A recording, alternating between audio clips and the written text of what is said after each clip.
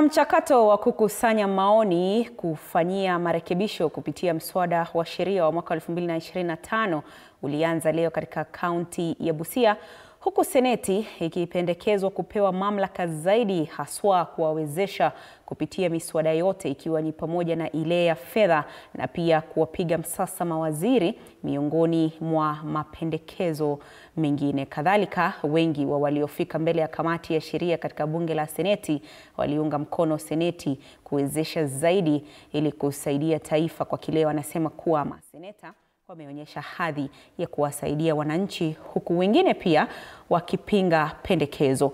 Mwanahabari wetu Elizabeth Mutuko anatujuza mengi zaidi.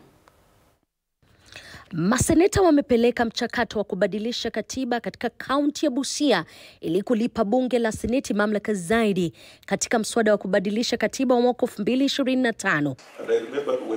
Maseneta wanapendekeza kupewa mamlaka zaidi haswa kupiga msasa miswada yote inayotoka katika bunge la kitaifa na pia usemi katika miswada ya fedha, kinyume na ilivyo sasa.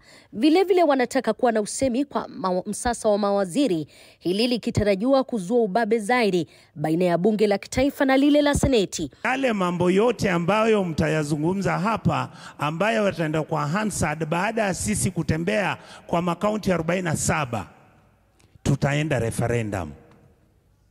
So ndio tumekuja kuwauliza ruhusa au kuwaomba ili mturuhusu ndio tuweze kubadilisha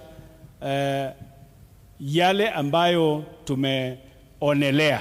Maseneta wamekuwa wakilalamikia pakubwa jumba hilo kunyimwa nafasi ya kuchangia masuala muhimu na kukandamizwa pakubwa katika majukumu yao ya kupiga msasa na kusimamia serikali gatuzi.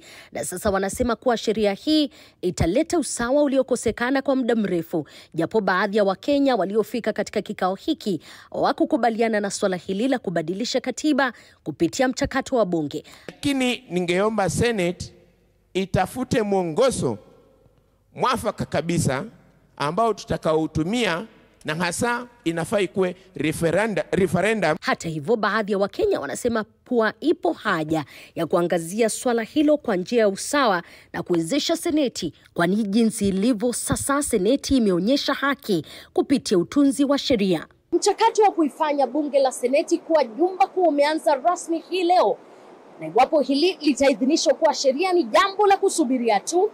Elizabeth Mutuko, TV47, kaunti ya Busia.